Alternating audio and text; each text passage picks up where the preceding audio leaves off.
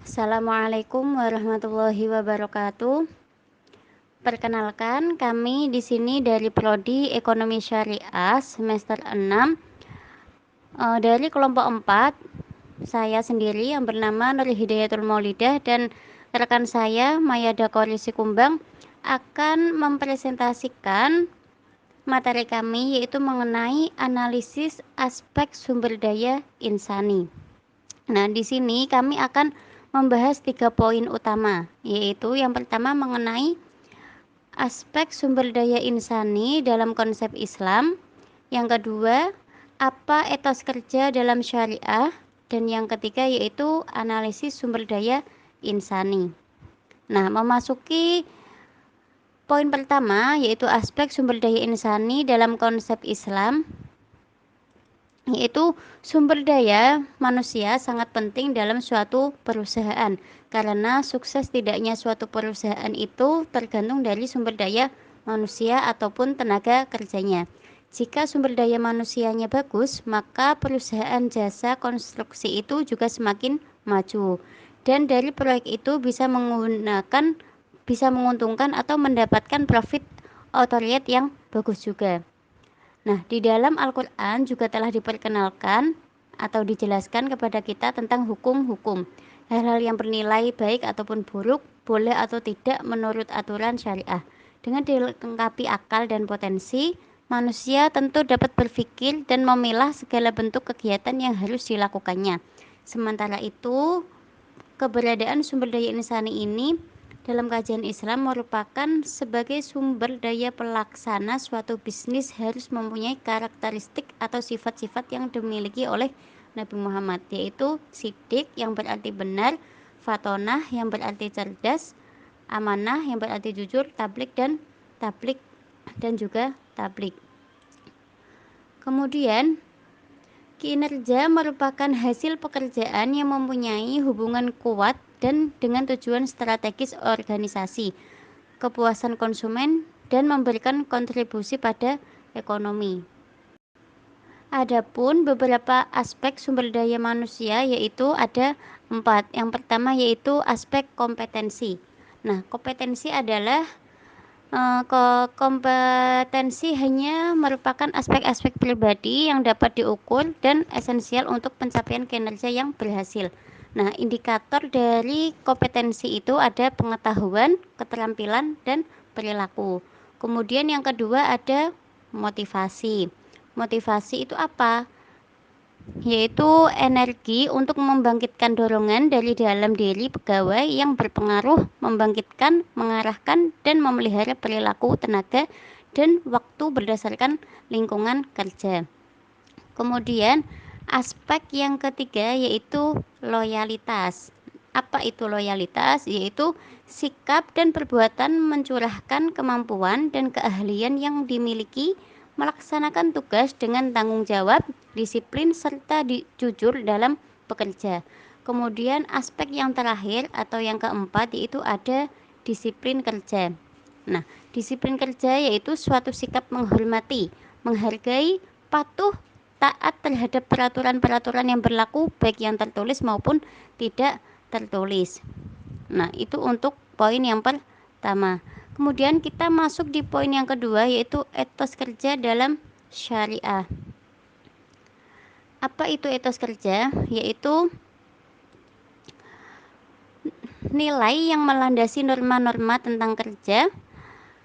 Etos berarti watak dasar suatu masyarakat, sedangkan perwujudan luarnya adalah struktur dan norma sosial.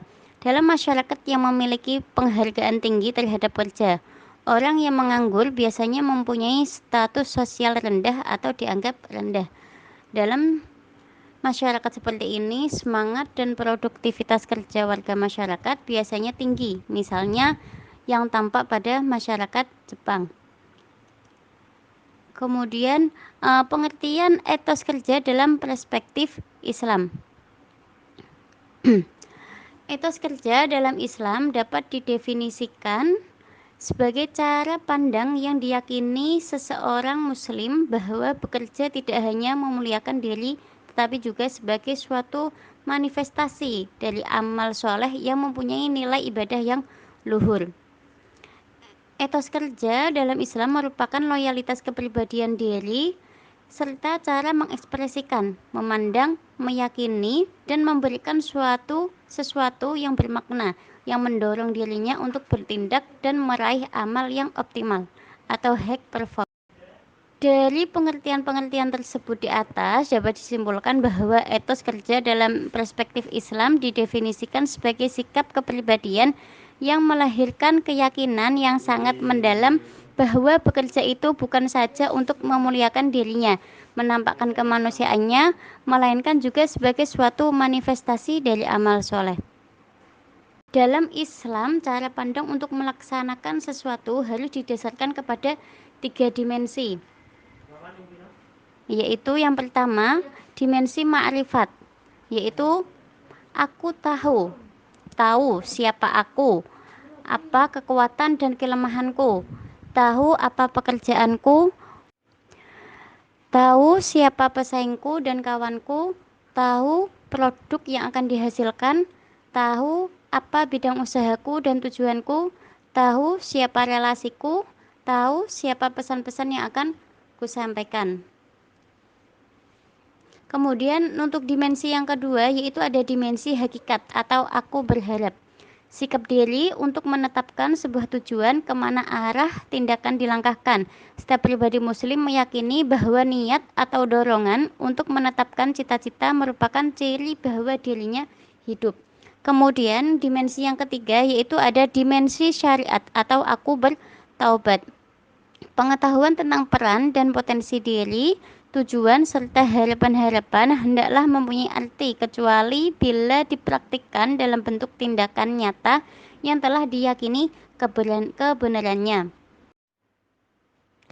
Kita memasuki bab ketiga yaitu analisis sumber daya insani.